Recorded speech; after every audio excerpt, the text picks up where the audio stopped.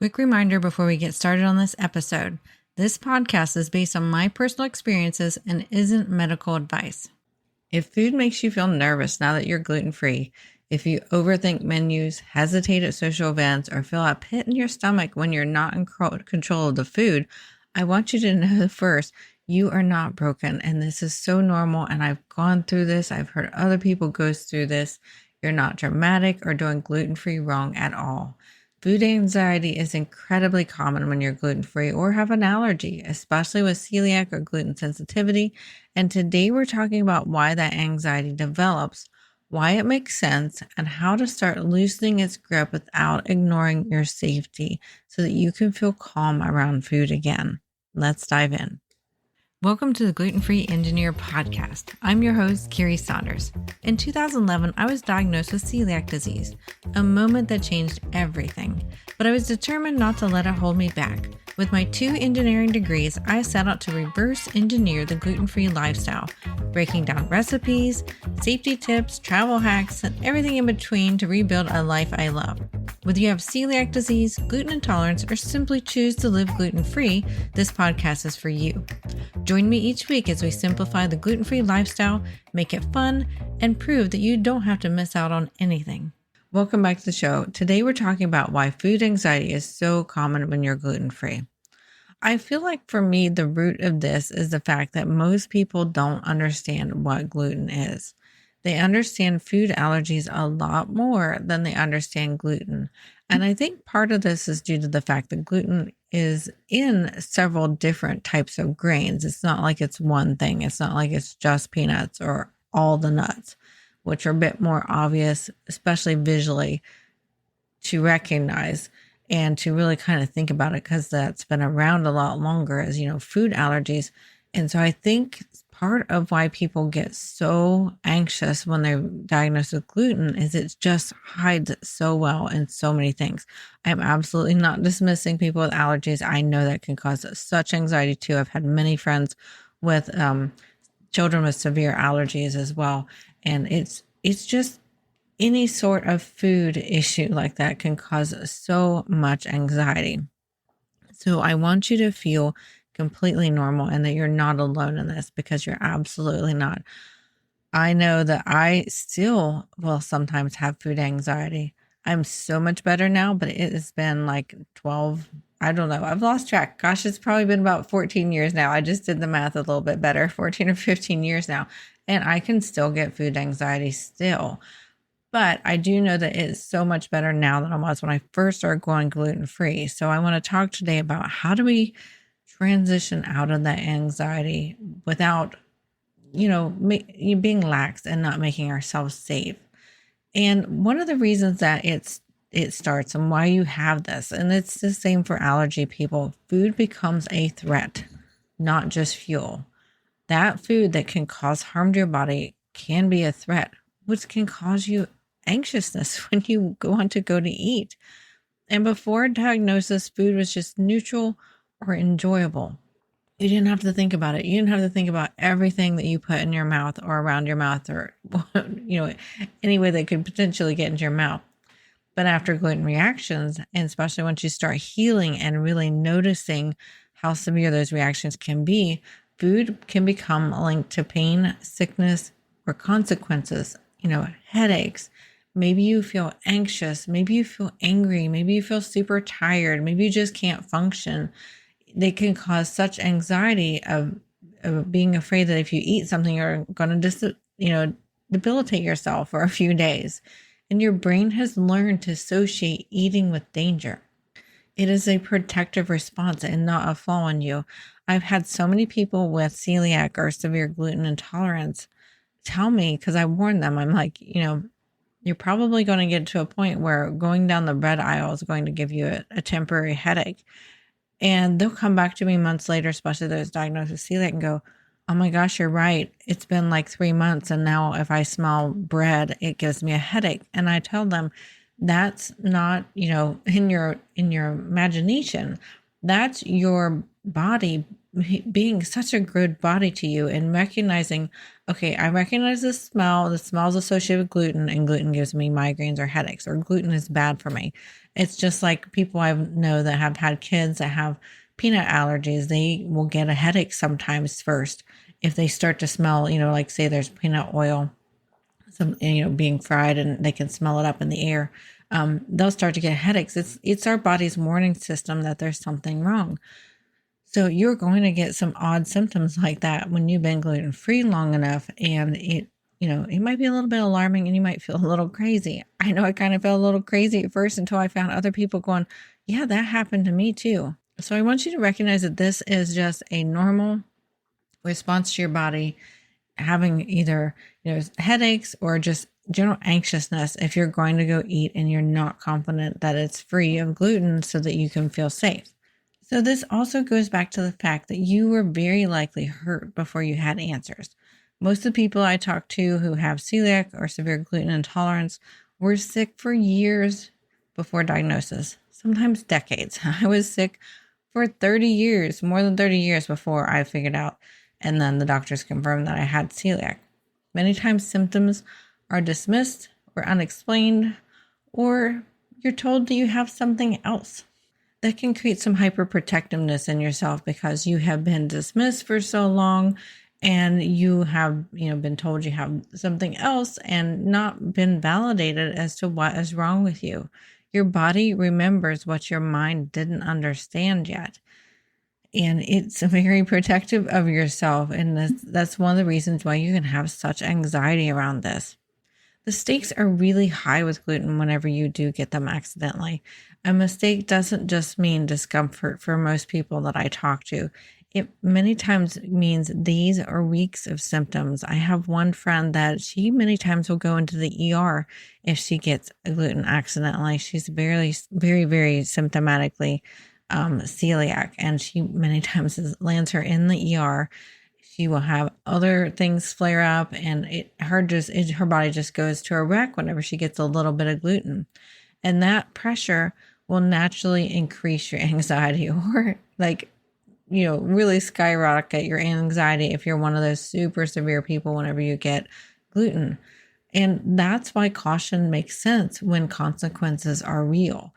For our kids, they're totally different. My oldest child, he will go into what we call a gluten coma. He will sleep for hours, if not a day and a half or more. We've seen him sleep for at least a day and a half as the longest time. It was about 36 hours from severe gluten exposure. And they're really, really real. Can you imagine not being able to function for a day and a half or two? And even after that, he was like so brain fogged I would say for about 3 or 4 days after that. So, that can cause such true anxiety whenever you just feel that terrible for that long and really can't enjoy your life. And it can also cause anxiety when you're asked to trust people with your health. For example, when you go to a restaurant or friends and family or school events, while many times these people have well-intended meanings, sometimes they don't understand where gluten comes from, how you can get cross contact and things like that. So you putting your trust in them can be hard sometimes, unless you're really close to them and they understand this. And you've learned many times that I promise it's safe isn't always accurate. I know I have fallen into that before, and it's nothing against them. Again, they are trying to do their best. They just don't understand all the nuances behind it. So having that anxiety is very, very normal. And then some people we've heard talk to us or our family members or friends that have celiac or gluten intolerance, they'll hear things like, just don't stress, or a little won't hurt, or a crumb won't hurt, or you're being too careful. So we also can feel very judged, and we can feel very shamed sometimes by our need to be gluten-free. And it's not a choice for most of those listening to this podcast. It's a need. Or if it is a choice, you choose to do it because you feel better not having the gluten, or it's helping you with another ailment that you have, like hyperthyroidism or diabetes or something like that. And so this conflicting, advice or how they perceive you can really erode confidence and fuel anxiety in yourself. And control can feel like safety. And this is just such nature here is that when we feel in control, we feel safer. So reading labels repeatedly can happen, which can cause anxiety. Avoiding new foods can happen, because that can cause anxiety if you try new food. Eating the same meals over and over. This is actually something I did as a child. I ate the same meals over and over again. I still do this as an adult. I have the same breakfast every single morning. Now, I do it now because of I don't want to have decision fatigue. I don't need to decide what I'm going to eat in the morning. I just want to eat and get on with my day. But many times eating the same meals over and over again is so that you can control what you're eating because you know it's safe. Completely normal, but this is another form of anxiety that we need to recognize and see whether we need to address or something, just, keep us nice and calm. And these behaviors often start as safety tools and not really problems. So as long as it's in check and it's just, a safety tool and you're not, being too anxious over it, you're probably fine. But I just want you to recognize these potential small anxieties in case you need to work with your doctor to get through them. So it's completely healthy and normal to be cautious. That's absolutely completely normal. And I totally recommend it. It's the way that you stay safe. But we want to be aware when it turns into true anxiety, and we want to work with our doctors if that happens. So if you feel super anxious over, your gluten diagnosis, whether it's celiac, gluten intolerance, or whether you're choosing to do it because it causes some other medical ailment, I want you to, make sure that you're mentally healthy too. Because if you're constantly second guessing, if you're avoiding social events entirely, if you feel panicked instead of prepared, then you may want to work with your doctor. Now, I know for me, there was many times I would sometimes feel so panicked, especially in the beginning. So you know yourself best. Just be aware of these things. I want you to be aware of these because some people, we just don't talk about this enough. And there's a difference between being careful and being consumed by this. I just don't want you to be consumed by it. Now, in the beginning, yes, you may be consumed by it. It's completely normal. But if you don't feel like you're getting out of that being consumed, I would definitely recommend reaching out for help. Obviously, I'm not a doctor and I can't provide medical advice, but I just want you to be aware of what I've seen people experience and what I've experienced myself so that you can go and reach out whenever you need that help. And then how do we start easing that food anxiety without ignoring the safety? We want to, move towards being comfortable having food as fuel again, and food is fun, not, this big thing that's, super scary and you're afraid to do. We want to build a short list of trusted foods and places. We want, practical, compassionate steps here. We want to prepare for events instead of avoiding them. This is something I made sure that we did, is we made sure we prepared for events instead of just not going. It's a little bit hard at first, but you're going to feel better in your long run. We want to practice asking clear questions. So if somebody is serving us the food, we have some podcast episodes on what to ask for. So I highly recommend you look those up and, practice that. Practice asking those clear questions so you can feel safe and confident. I want you to give yourself permission to keep it simple. This should be something you can overcome. This should be something that we can all work together as a community to feel less anxious, to feel more confident, and to enjoy ourselves again. We want to have that confidence. This is not about exposure therapy. We do not want to be exposing ourselves to gluten or taking risks. We just want to be confident in our next steps and in our decisions. And I'd love to hear from you. If food anxiety has been part of your gluten-free journey, it's something I know I've experienced so much. I believe my kids probably have experienced it, whether they've told me they have or not. And I know others definitely experience it. Be sure to join our newsletter at theglutenfreeengineer.com/newsletter and let me know about it. I would love to hear what your story is. We can even feature you on the podcast if you would like. Just let me know. I will not do that without your permission. And I want you to go ahead and join our Facebook group too. You can also find the link to that on the glutenfreeengineer.com. It's a great safe place where you can share What's going on in your life? What are you struggling with? Are you having this food anxiety that we're talking about on this podcast episode? What do others do to help themselves with the food anxiety? It might give you some other ideas besides the ones I gave you on this podcast episode that might resonate with you even more.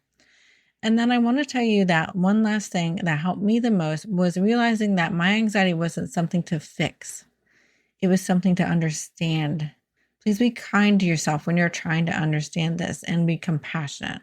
Once I stopped judging myself for being cautious and start building confidence slowly, food became less scary again, and I wanted to become less scary again for you as well. Thank you for listening to this episode of The Gluten-Free Engineer.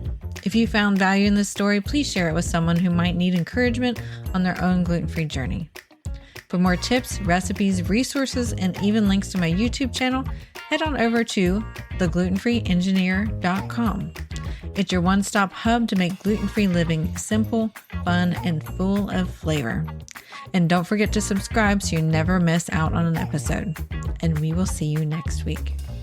The Gluten-Free Engineer podcast is for informational and entertainment purposes only. I share my personal experiences and stories about living with celiac disease and navigating a gluten-free lifestyle. This podcast does not provide medical advice. Always consult with a qualified healthcare professional for medical questions, concerns, or advice specific to your health. This episode is brought to you by Find Me Gluten-Free, your go-to app for discovering safe, gluten-free dining options wherever you go. Whether you're traveling or just looking for a new local spot, this app helps you find restaurants with gluten-free options, read reviews from other gluten-free diners, and avoid risky places, just like our family has used this app for many years. And here's the best part. Just for the Gluten-Free Engineer listeners, you can get an exclusive $5 discount on a premium membership. Head on over to theglutenfreeengineer.com/findmeglutenfree or check the show notes to grab your deal and make dining out stress-free. Because eating out gluten-free shouldn't be a guessing game.